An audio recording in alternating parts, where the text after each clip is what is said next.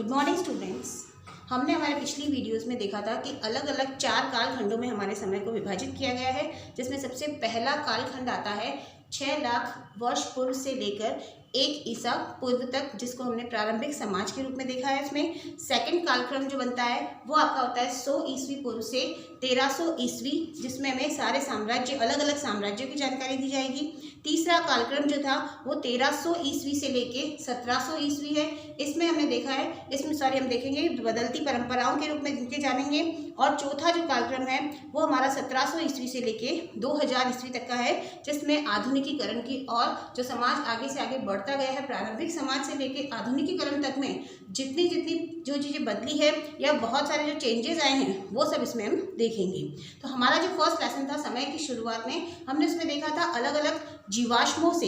जीवाश्म हम किसको कहते हैं? जो पुराने पौधे, जानवर या जो मानव थे जो जमीन में दब जाते हैं और काफ़ी लंबे समय तक दबे रहने के कारण वो क्या पत्थर के रूप में बदल जाते हैं या बहुत हार्ड हो जाते हैं, उनको हम कहते हैं जीवाश्म। तो इस तरह के जीवाश्म उस समय जब निएंडरथल जो जगह थी निएंडरथल जर्मनी में, वहाँ हमें मिले हैं। और वहाँ पर खुदाई करते समय कुछ अलग खोपड़ी या हड्डी ऐसा कुछ मिला है, जिससे पता चला है कि पुराने समय में भी क्या मानव थे और उस समय में भी मानव का इतिहास था, मानव थे। उसके बाद हमने इसमें देखा था अलग अलग स्पीसीज का मतलब होता था अलग अलग प्रकार की जीवों का एक ऐसा समूह था जिसमें नर व मादा दोनों मिलकर जिसमें उस तरह के बच्चे पैदा कर सकते थे, चाहे वो जानवरों में हो चाहे वो मानव में हो। इसी के साथ साथ हमने इसमें देखा था जो प्राइमेट्स होते हैं, प्राइमेट्स अलग अलग तरह के नाम, हमने मानव को जो अलग अलग समूह थे उनके अलग अलग समूह के नामों को जाना था, जिसमें सबसे पहले वो प्राइमेट जाने जाते थे। प्राइमेट कौन से क्या होते थे? प्राइमेट ऐसे लोग होते थे जिनमें प्राणियों के एक अधिक बड़े समूह का अंतर्गत एक उप समूह था, बहुत बड़ा समूह था, उसमें जो उप समूह थे उसको हम प्राइमेट्स कहते हैं।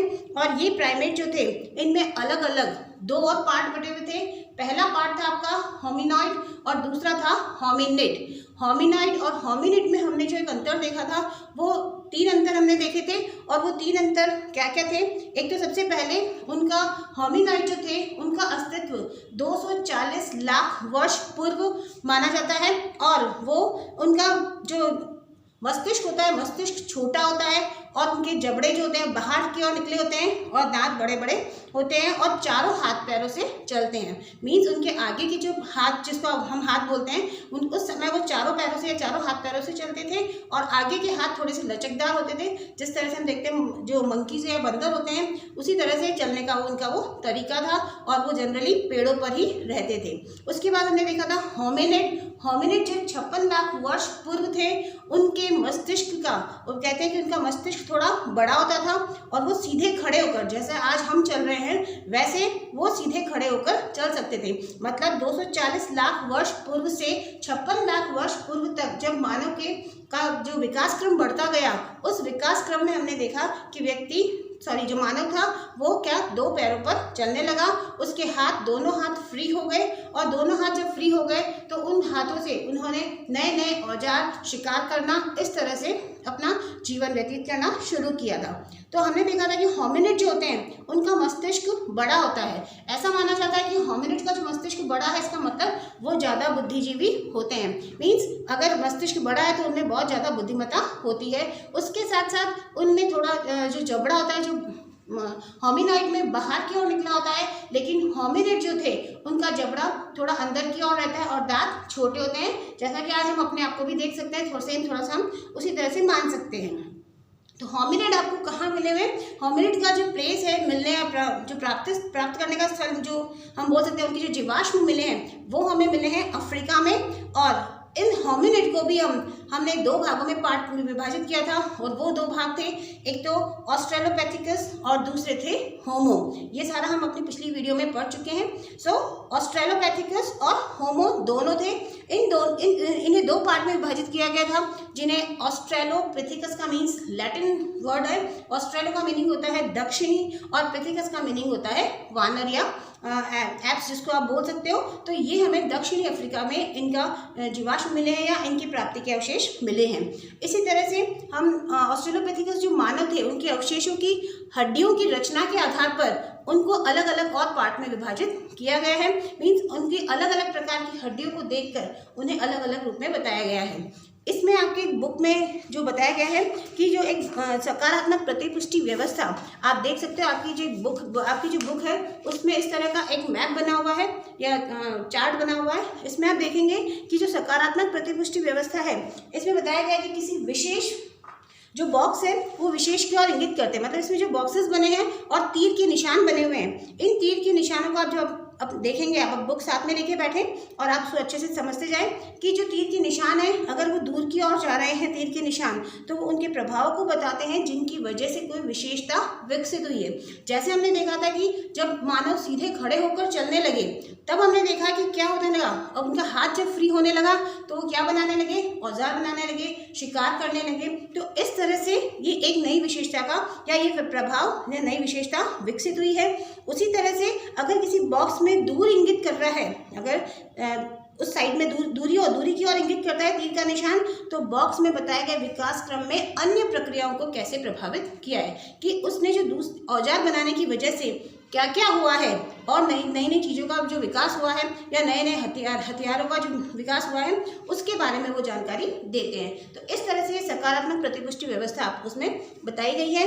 इसके साथ साथ हमने देखा कि जो दूसरे नंबर पे जो था ऑस्ट्रेलोपिथेकस के बाद में हमने देखा होमो होते हैं। होमो के बारे में मैंने आपको बताया था कि ये लगभग 25 लाख वर्ष पूर्व थे और हिमयुग के प्रारंभ में ही जब तापमान में, हिमयुग के समय तो क्या था, पूरी पृथ्वी क्या थी, हिम से आच्छादित थी, मतलब सभी जगह बर्फ ही बर्फ थी। लेकिन धीरे धीरे जब तापमान में व वर्षा में कमी होने के कारण जंगल क्या होने लगे, जंगल धीरे धीरे कम होने लगे और घास के मैदान बढ़ने लगे, घास के मैदान का क्षेत्रफल बढ़ने लगा। उससे क्या हुआ, जो ऑस्ट्रेलोपिथेकस थे, क्योंकि ये जंगल में ज़्यादा रहते थे, पेड़ों पर रहते थे, तो अब इनकी संख्या धीरे धीरे लुप्त होने लगी और फिर एक नई प्रजाति का जन्म हुआ और वो नई प्रजाति क्या कहलाने लगी, होमो कहलाने लगी।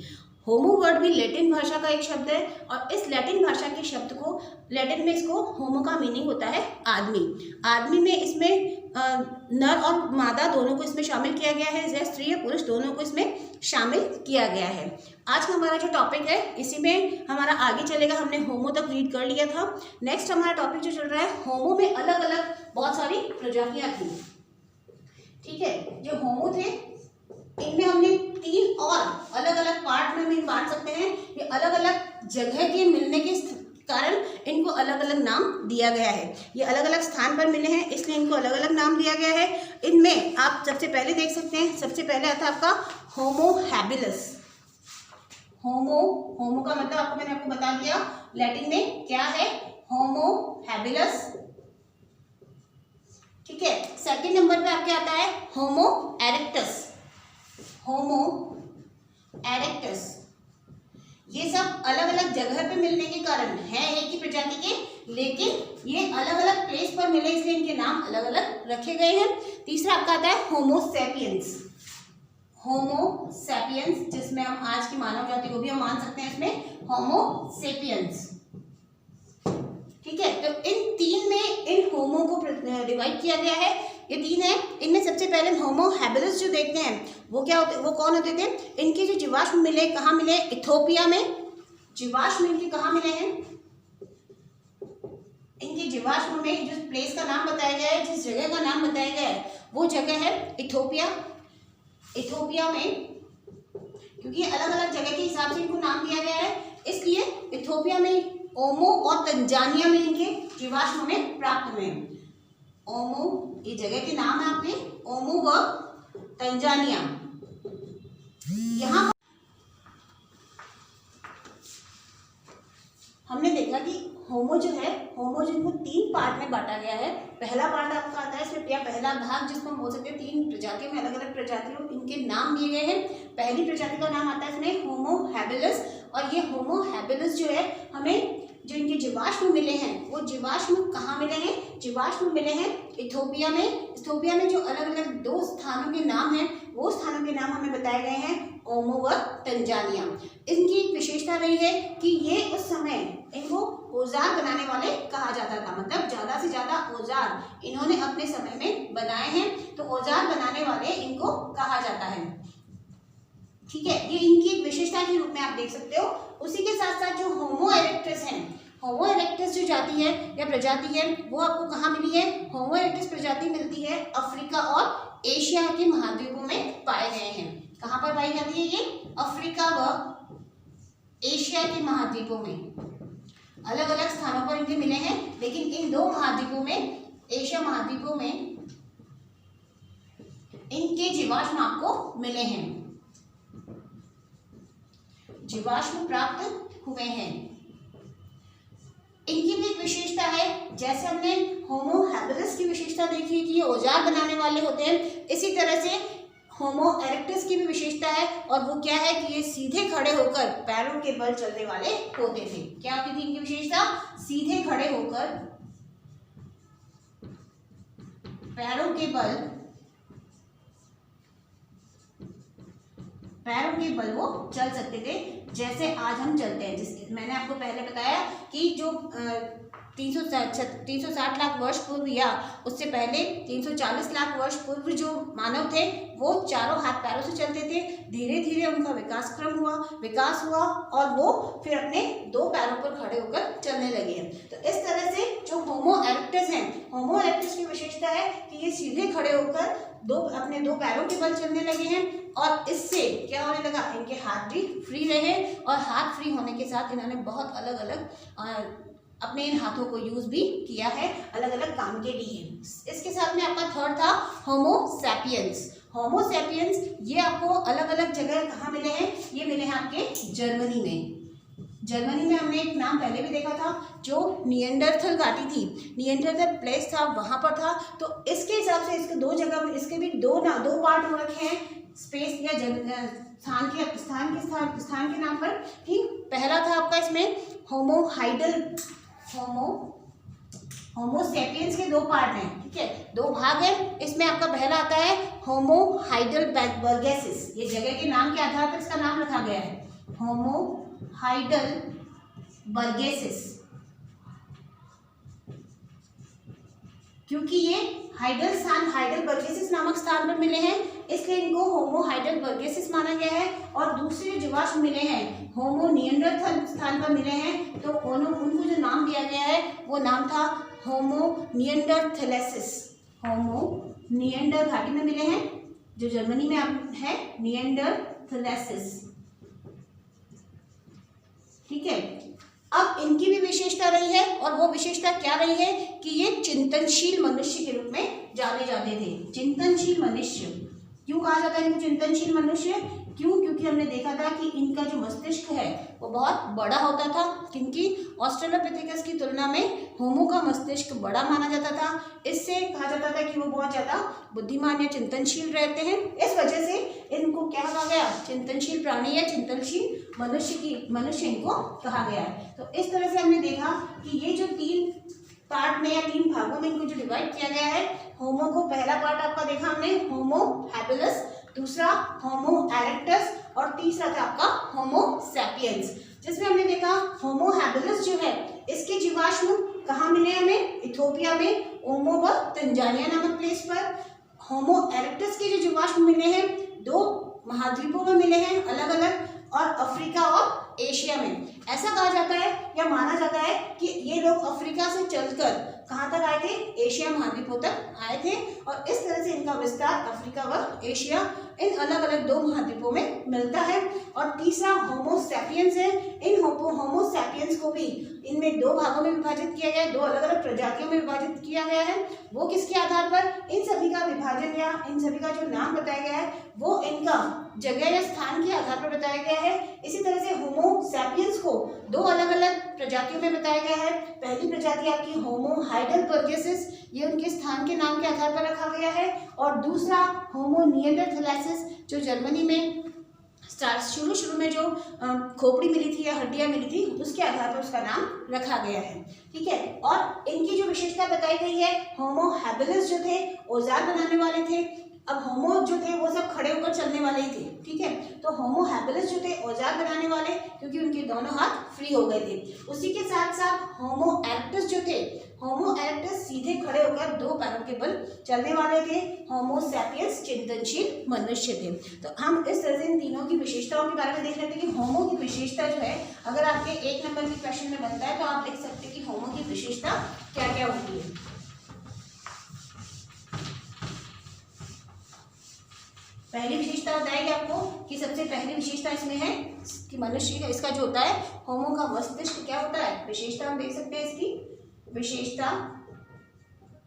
पहली विशेषता इसकी, जो होमो थे उनका मस्तिष्क जो होता था बहुत बड़ा होता था। तो होमो का मस्तिष्क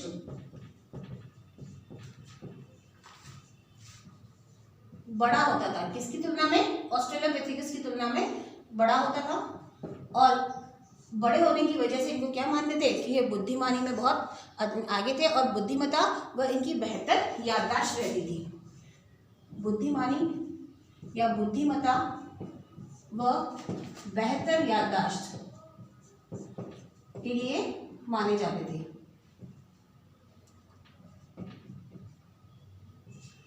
सेकंड इसमें बताया गया है कि इनके जबड़े जो थे वो बाहर की ओर कम निकले होते थे। जबड़े बाहर की ओर कम निकले होते थे।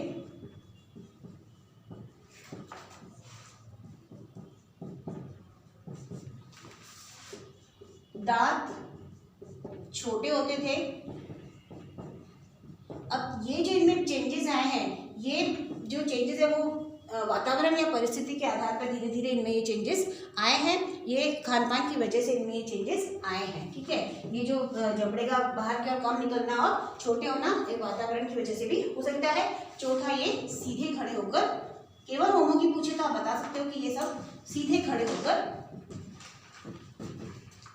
चलते थे। वह दोनों हाथों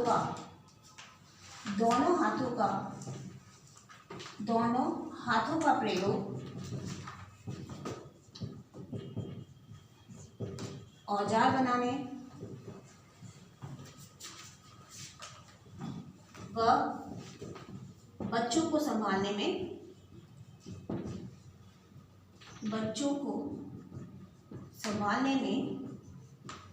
करते थे। इस तरह से हमने होमो के बारे में जाना। और ये आपकी जो बुक है उसमें एक मैप दिया गया है, उसमें आपको अलग अलग अफ्रीका के प्लेस के नाम बताए गए हैं। तो ये आपके एग्जाम में आपके जो मैप की फिलिंग आती है उसमें आ सकते हैं। इसको आप ध्यान से देख लें कि आपका जो अफ्रीका का, दक्षिण अफ्रीका का मैप है, इस मैप को बहुत अच्छे से आप देख लें तैयारी करके, ताकि आपके एग्जाम में दिक्कत ना आए। आज का हमारा हम यहीं तक एंड करते हैं। Thank you.